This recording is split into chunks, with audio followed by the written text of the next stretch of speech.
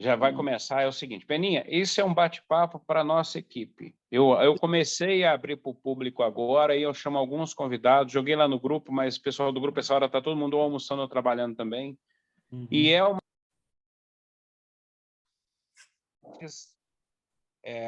pessoas experientes do mercado de comunicação, seja publicitário, marqueteiro, jornalista, assessor, jornalista de redação, assessor de imprensa, consultor, que você é um pouco de tudo, para nos passar a sua experiência, para a gente aprender um pouco mais. Infelizmente, o tempo é muito curto, 40 minutos passam muito rápido. Eu te dou a palavra agora, você faz uma explanação. Qual que é a ideia? É você falar o que você já mandou no seu perfil, do seu extenso currículo, você mandou uma abreviação das suas melhores coberturas, dos desafios da profissão, mas, principalmente, o que mudou no jornalismo, o que esperar do jornalismo daqui para frente, o que esperar do mercado, tá bom? Aí a gente vai te avisando do tempo. Eu vou ficar no mudo aqui e tô no vídeo, tá bom? Fica à vontade, seja bem-vindo. Você está falando comigo, com a Carolina, com a Sara, com a Loruama, a Beth, o Valmor, o Tadeu, talvez entrem daqui a pouco. Tem um amigo meu, eu convidei um amigo meu, não sei se ele está. O Luar vai entrar também, mas as meninas vão aceitando aqui quando eles entrarem. Tá, Carolina, é isso. Tá. Posso falar? Pode. Eu sou um profissional há 41 anos, né? Fui desde... Eu nem citei isso naquela minha apresentação, eu fui revisor, eu trabalhei na redação ainda como bedel quase, né? Antes de me formar. Eu conto a minha profissão a partir da formatura, que é 81. Então, são 41 anos de atividade, com altos e baixos, evidentemente. Comecei como repórter do Jornal Correio da Paraíba e fazia uma assessoria lá também, na SECOM do governo, e logo eu consegui ser correspondente da Folha de São Paulo. Então, foi uma experiência interessante, porque eu era repórter de quê? Eu era repórter de polícia, política, economia, esporte, futebol, enfim, fazia de tudo. Porque visita presidencial. O Carlos Vasconcelos vai cobrir para a gente lá do Nordeste. Inclusive, às vezes a redação me dava algumas opções difíceis. Quando então o ministro Maílson da Nóbrega paraibano, foi fazer uma visita depois de uma enchente que houve na cidade dele, inclusive, Cruz do Espírito Santo, aí a redação do você vai a Petrolina e depois cobre no Cruz do Espírito Santo, que é o nome da cidade. Eu digo, peraí, a distância não é a distância de um palmo de mão, a distância é enorme, e não tinha voo nessa época. Então, eu fiquei numa dificuldade incrível e convenci, ao final de muita discussão, eu consegui uma vaga no avião do ministro em Petrolina para chegar, mas não dava mais tempo. Enfim. Mas tinha uns desafios desse tipo que o pessoal mandava, vai ali aonde? Ali em Petrolina, ali em Fortaleza, mas é tudo muito distante. Mas foi uma experiência muito interessante. Ao longo do tempo, eu tive uma atuação marcada por um certo engajamento político, eu diria, porque eu sempre era liderança dentro da redação e durante um bom tempo eu fui colunista político também lá. Levei vários processos dos políticos, do governador de então, o governador biônico Milton Cabral, e eu me lembro, professores, quando foi o dia do meu julgamento, eu estava tenso, né? Eu nunca tinha ido para a justiça, lá ia eu para uma coisa que um governador de estado, ainda que biônico, indicado pela ditadura, como é que eu ia fazer? Bom, enfim, cheguei lá, o juiz, antes de começar, olhou para mim, piscou o olho e disse, não se preocupa que não vai dar nada, não. Então, foi muito interessante isso, porque as minhas testemunhas, a testemunha de acusação não existiu. E as testemunhas minhas era o líder do PMDB da época, era do MDB, se eu não me engano. Eram várias personalidades da política paraibana, que eu morava em João Pessoa nessa época. Eram os meus como é que chama? Testemunho de defesa. E foi interessante porque todos eles só falavam bem de mim. Aí o juiz chegou e disse, eu não sei por que você está aqui. A acusação não está, advogado de acusação não está. E você está aqui e todo mundo está falando que você não cometeu nenhum crime, então eu só tenho que encerrar a sessão. E disse, não se preocupe que a sentença é amanhã, mas você está absolvido. Então, foi uma cena muito interessante que eu vivi numa época, né?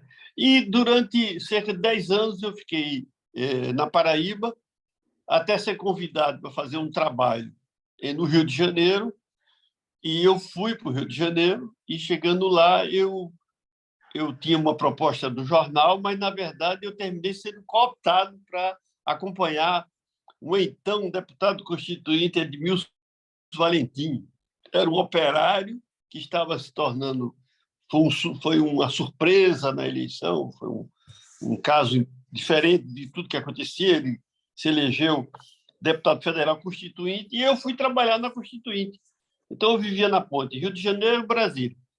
Viu? O Leandro sabe o que é isso, viver na ponte de um lugar para outro e vivenciar os dois lugares ao mesmo tempo. Então, eu vivi esse tempo lá nessa ponte aérea da Constituinte, acompanhei até o dia da proclamação pelo então presidente da Câmara, Ulisses Guimarães, a Constituinte Cidadã. Foi muito interessante, eu vivi aquele momento.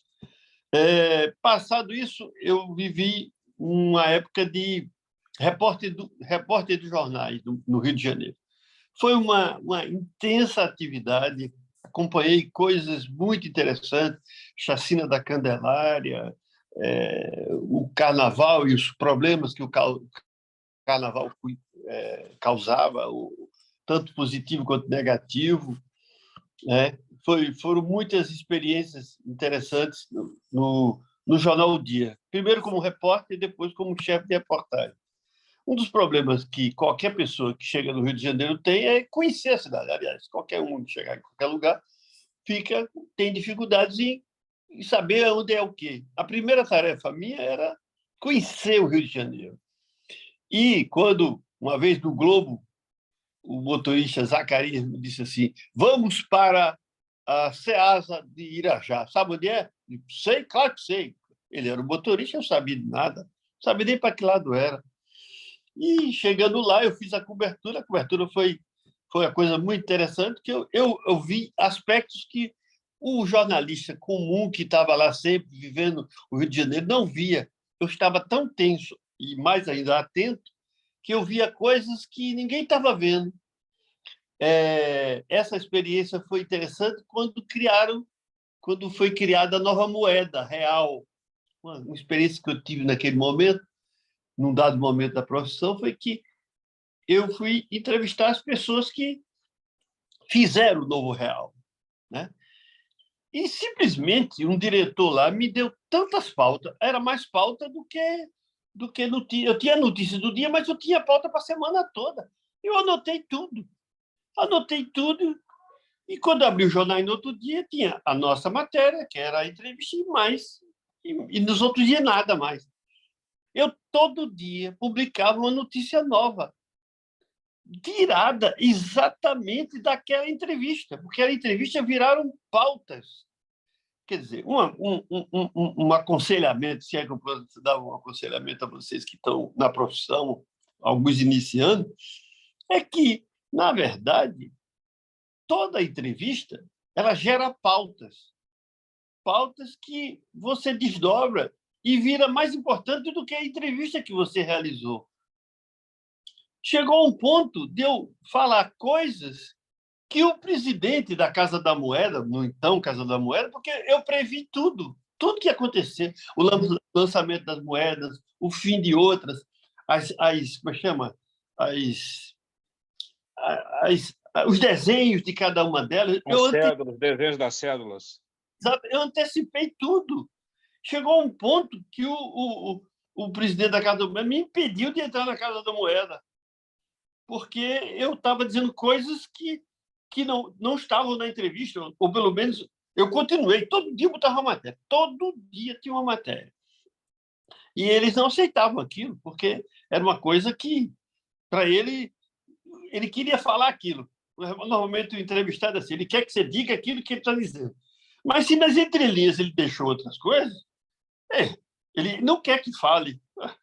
off para jornalista, você sabe, não existe. Então, foi um momento.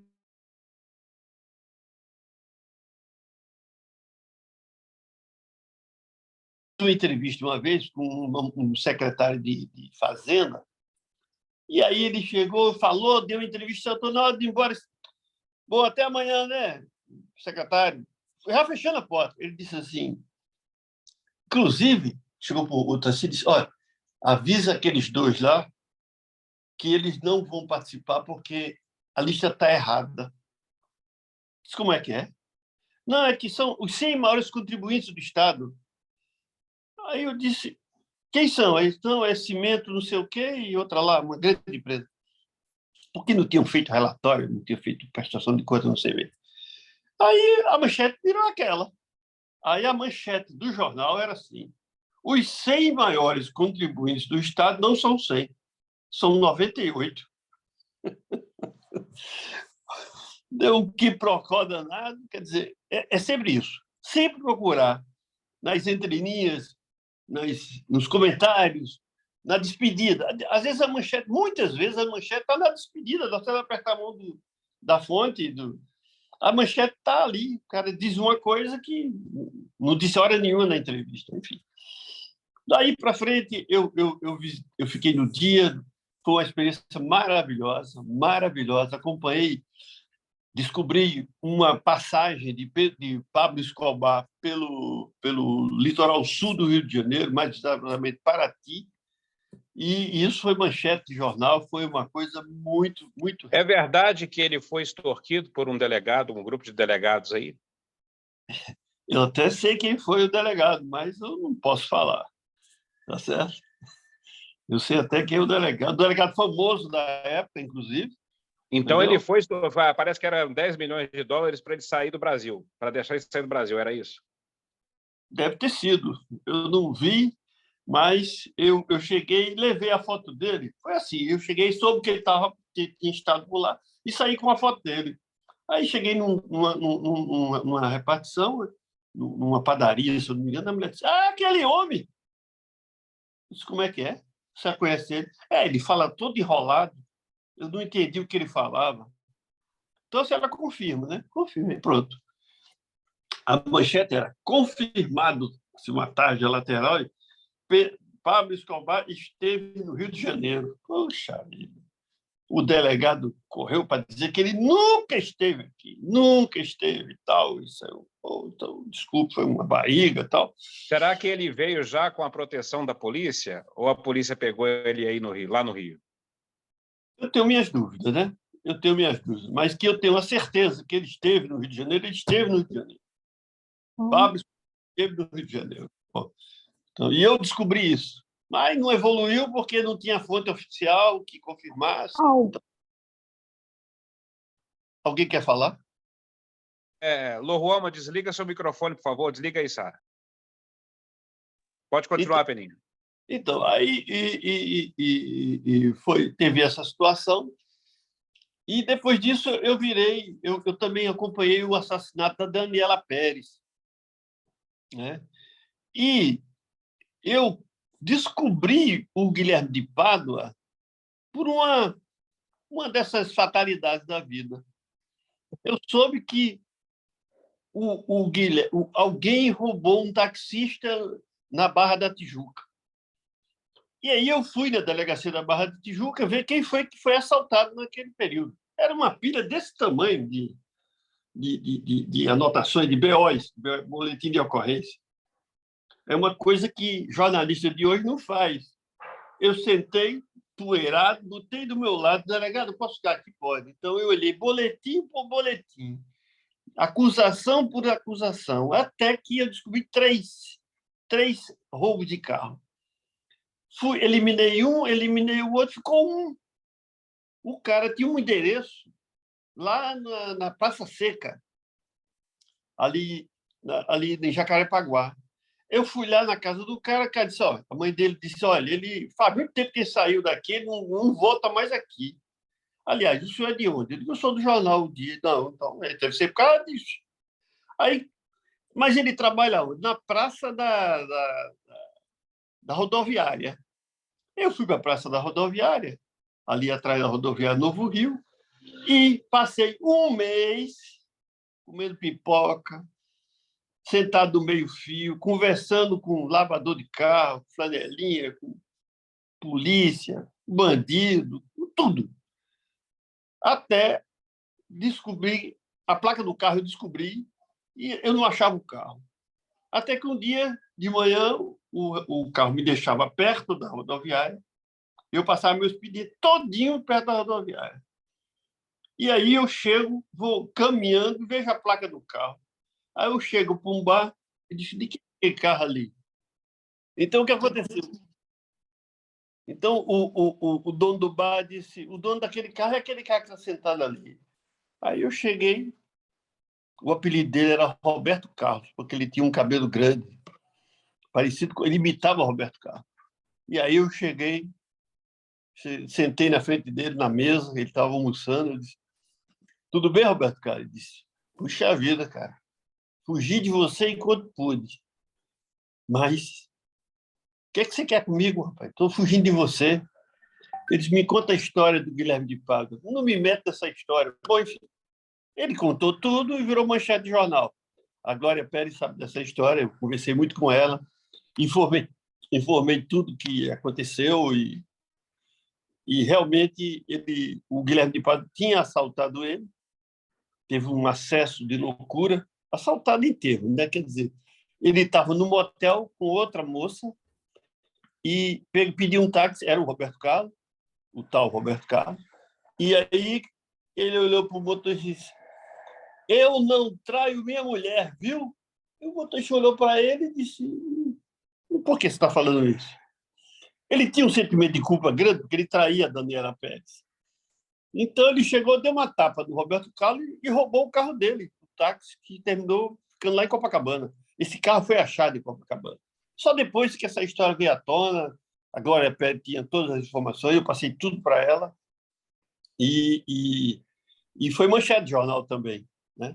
Então Ô, foi... Peninha, eu lembro dessa manchete sua, eu era garoto ainda, mas eu lembro, você já era um repórter veterano. Eu queria abrir um parênteses aqui. Essa relação do repórter com a fonte, na verdade, aí a Glória Pérez não era nem a fonte, ela era era outra parte. Como é que fica essa relação?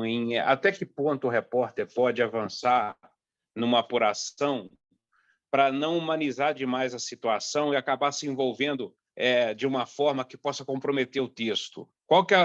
Não tem regra, mas qual que é a dica que você dá para a gente não acabar comprometendo a apuração e tomar parte de um lado? Não, o bom senso. Tem que haver bom senso. Havia um crime trágico, de grande repercussão, e eu enveredei por uma investigação e descobri a relação daquele crime com um cara que comprovava a sua debilidade mental, vamos dizer assim. O que eu fiz com a Glória foi somente ouvir o lado dela. Eu ouvi o lado dela, ela questionou, será que era ele mesmo? Então, eu só fui dizer quem era, não me envolvi, e a lei sempre é essa, a regra sempre é essa. Você tem que tratar a sua fonte como uma fonte, realmente fonte, e escrever pura e simplesmente aquilo que é, e não passar disso. Se passar disso, você se envolve e você passa a ser da família, outra coisa, menos jornalista. Jornalista tem que se preservar sempre, né? Agora, uma coisa que eu quero destacar dessas matérias que eu estou falando aqui sempre teve o caráter de investigação, de ficar semanas, dias, meses, coisa que não é praticada hoje. A persistência, né? A persistência. Ir para a rua. Infelizmente, é uma coisa que a gente vai falar lá mais para o final, que é uma pergunta que eu tenho para você sobre a estrutura do jornalismo hoje.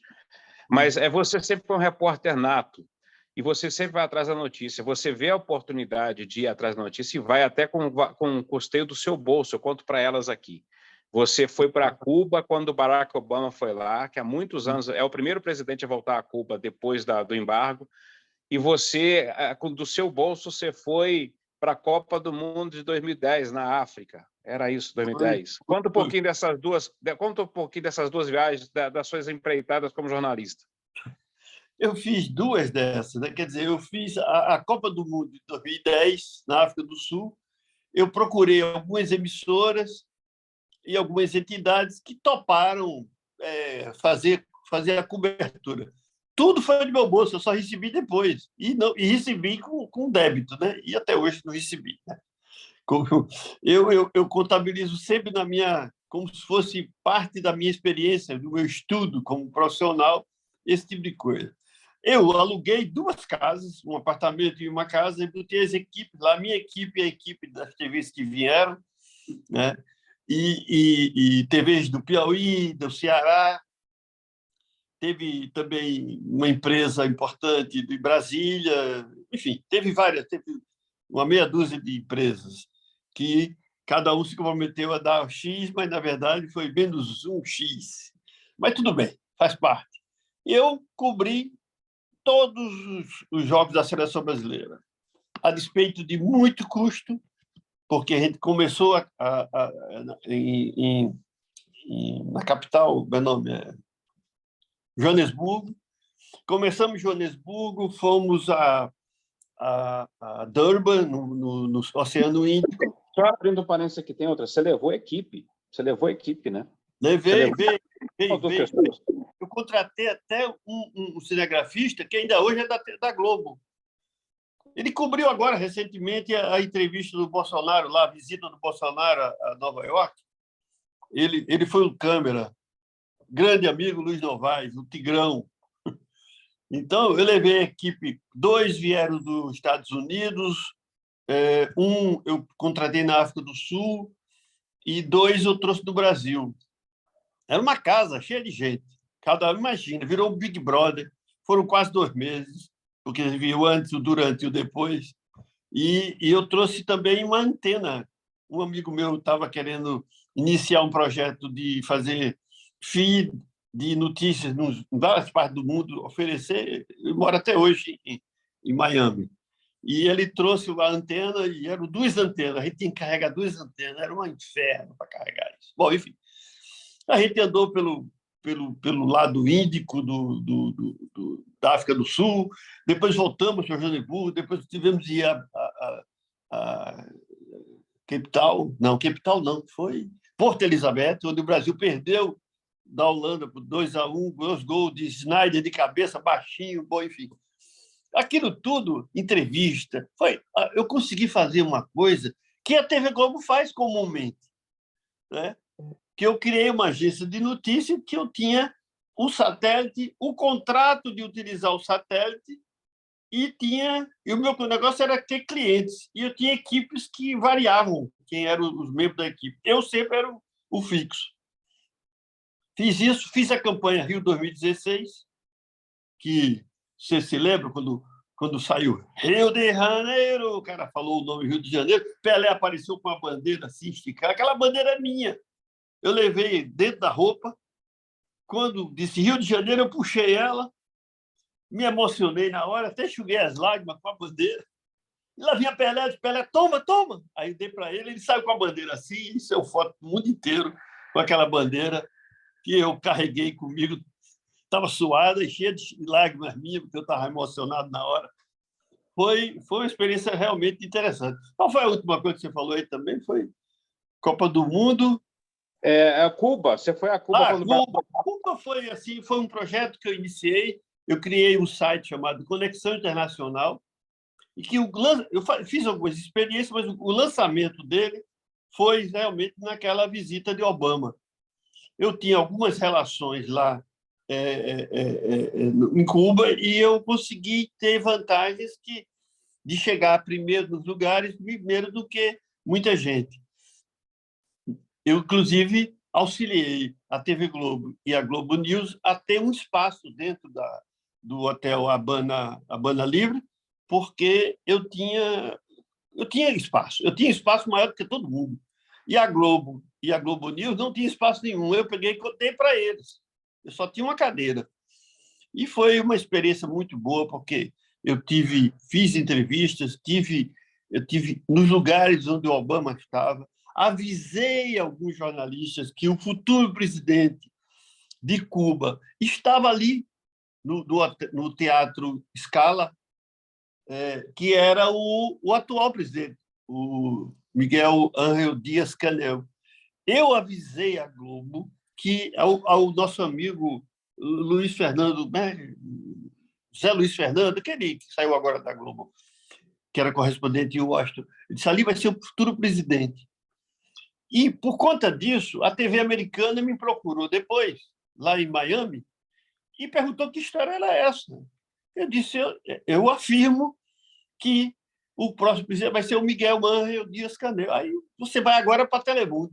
Me levaram na Telemundo, o canal em espanhol da Flórida, e eu dei com manchete do horário nobre. Exclusivo. Caraca, eu digo, é mesmo, gente. Lá tá eu. E aí, da possibilidade de você falando para a comunidade latina dos Estados Unidos, do México e do Caribe, hein? Hablei meu espanhol muito pouco, pouquito, mas funcionou. Aí a entrevistada entrevistou vários historiadores, sociólogos, e com imagem de fundo do Miguel andando pelo parlamento. Pois bem, eles confirmaram que eu tinha razão. E um ano depois, foi anunciado o Miguel Ángel Dias-Canel. Depois eu conversei com a pessoa que me levou lá, eu disse: o Juan, ó, viu? Ele disse: rapaz, você tem bola de cristal, viu? Não, eu tinha fontes. Fontes não significa que é na esquina, no ministério tal, na prefeitura tal, no governo tal. Fonte você tem que ter no mundo, sem nenhuma ligação umbilical, sem nenhuma ligação que comprometa o desempenho da sua profissão. Então, fontes. Até hoje eu tenho fontes da China, hoje ainda. Entendeu? É assim. Eu vou pedir uma das meninas para te fazer uma pergunta. Sara ou Carolina, façam, por favor. Sobre agora perspectivas, desafios. Tem muita coisa para falar ainda. Vai lá. Eu tenho uma pergunta. Hoje em dia, com a internet, celular, cada pessoa tem meio que o poder de informar informalmente outras pessoas. Aí eu queria saber qual a sua opinião sobre isso e se você tem alguma perspectiva sobre o jornalismo daqui a 10 anos. Olha só, o jornalismo, assim como tudo na vida, é permanentemente evolutivo, né? Eu, por exemplo, me achava o máximo, né, que eu fazendo transmissão via satélite, né, de qualquer parte do mundo. Eu fiz transmissões na China, no Japão, em Singapura, na Europa toda, enfim, na África. Não sei se vocês se lembram, o Pelé distribuindo bola com as crianças na Nigéria. Aquela imagem é minha, né? Foi uma coisa assim muito interessante. Enfim, agora só que eu cometi um erro. Eu achei que seria daquele jeito sempre. Aliás, como a maioria das pessoas, quando está fazendo uma coisa que está dando certo, faz, repete. E começou a surgir a internet, e eu confesso que eu não me adaptei à internet.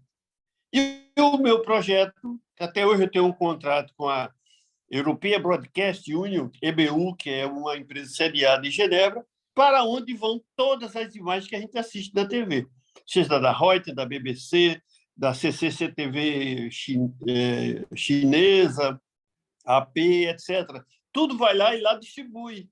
A minha imagem ia junto. Só que, hoje em dia, a internet meio que botou isso de lado. Isso aí, mesmo imagem de internet, é ela que vai para lá para distribuir. E eu não acompanhei e perdi um pouco de mercado nessa área. Eu acho o seguinte, como eu disse, a evolução é permanente, a gente tem que estar sempre atento para as novidades que vão surgir. Agora mesmo surgiu um aplicativo que não está ainda, hoje ainda é Instagram, essas coisas, mas que é o BeReal. O que é o BeReal? O BeReal é um aplicativo onde você fotografa, vai filmar já, fotografa e filma os dois lados. Você filma o que está acontecendo e filma você. Quer dizer, o BeReal não está indo, mas eu acho que vai deslanchar isso aí. Inclusive... Eu faço uso desse aplicativo, eu conheço ele. Pois é, eu coloquei no meu telefone, todo dia ele diz: Em 2 minutos, o BirReal vai pegar ou pedir o que você está vendo agora para fazer. Bom, não é o caso, eu deixo passar. Mas, então, são novidades que surgem e outras que a gente nem conhece, né? Deixa eu emendar a pergunta dela. A perspectiva daqui para 10 anos, não fala nem 10 anos, daqui a pouco, ou daqui agora. Nós temos uma grande diferença hoje do jornalismo. Não vou falar jornalismo raiz e Nutella, não existe isso no jornalismo. Quem faz não é o jornalista, independentemente de estrutura, de ter carro, motorista, foto. Você mesmo fez seu jornalista, você foi atrás, levou sua equipe, pagou do seu bolso. Você é um cara que, se tiver que conversar com o Flanelinha ou com o CEO, você vai conversar com os dois.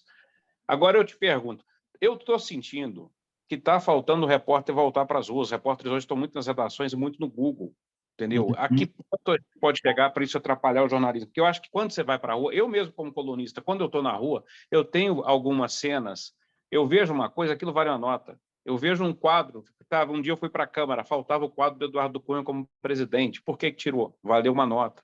E eu só descobri aqui, eu fui lá, entendeu? Então está faltando, a turma saiu das redações. Tá? Não, a minha, de todo mundo, a gente está faltando motorista, falta fotógrafo e tal, mas principalmente falta o repórter voltar para as ruas. Você acha que a que ponto a gente pode chegar para isso pode prejudicar muito o jornalismo hoje nós temos o jornalismo de dados, de pesquisas no Google, na internet, em enciclopédias virtuais e tal, telefones, videoconferências com fontes, mas não está faltando a rua? Tá. Por exemplo, durante a Cimeira dos Oceanos, que teve aqui em Lisboa, o presidente Marcelo Rebelo de Sousa, o presidente de Portugal, falou lá, ele e o Guterres, o secretário-geral da ONU, e quando acabou, eu estava com outro companheiro, a gente perguntou a ele, vem cá, o senhor vai ao Brasil? Se vou ter uma visita marcada sobre o bicentenário da independência, o senhor vai encontrar com o presidente Lula? Vou no domingo, por sinal. O que causou, essa notícia foi dada pelo Lauro Jardim, o que causou uma repercussão enorme, ao ponto do Marcelo Rebelo de Sousa não ser recebido pelo Bolsonaro no Palácio do Planalto, porque ele tinha uma visita com Lula, um encontro com Lula. Quer dizer, se a gente não estivesse na Cimeira, nós não teríamos essa matéria. Assim como outras, todo dia pinta. É porque às vezes, a gente já está meio cansado e não vai para tudo, né? Aqui, mas esse exemplo que você disse aí, da foto do Eduardo Cunha, essa da ida do Marcelo Rebelo de Sousa ao Brasil e encontrar com Lula, tem uma repercussão mundial isso. Peninha, infelizmente nós temos só mais 1 minuto, 1 minuto e meio. As suas considerações finais, por favor, por causa do tempo do Zoom, tá? Isso é 40, por favor. Perfeito, entendo bem. Eu participei de uma reunião hoje de manhã de Zoom, que é uma ferramenta importante que a gente está usando e que deve surgir outras novas daqui a pouco. Que eu acho o seguinte, eu outro dia tive com o Jamil Chad, você sabe quem é, um jornalista que está se tornando famoso por conta da participação dele em entrevistas, em UOL e mesmo em atividades na TV. E escritor também. Então, a gente conversando sobre isso, ele disse, a solução disso é mais jornalismo. Ele sintetizou numa frase o que significa a gente procurar a notícia, a gente continuar sendo repórter. O repórter tem que existir, seja ele o chefe de reportagem, o editor ou o diretor da redação. Ele tem que ser repórter sempre, ver coisas onde os outros não veem. O futuro é esse. O futuro é sempre continuar sendo repórter. E, para mim, o Jamil é um exemplo disso. Ele faz mais do que jornalismo. Ele colabora com a realidade para o melhor viver das pessoas. Esse é o objetivo. Atualmente, eu estou no portal em que eu sem ser maledicente e cabotino, eu, de vez em quando, dou um toque na redação, porque eles deixam matérias morrerem ou deixam de matérias boas avançarem porque não veem uma necessidade de investigar mais, de se dedicar mais. É isso. Dedicação. Bem, parabéns, meu amigo. Não só o Jamil, você, Luar Lindo, Thales Faria, essa geração de vocês é um exemplo para todos nós. Vocês são repórteres natos. Leandro Mazzini. Não, sou não.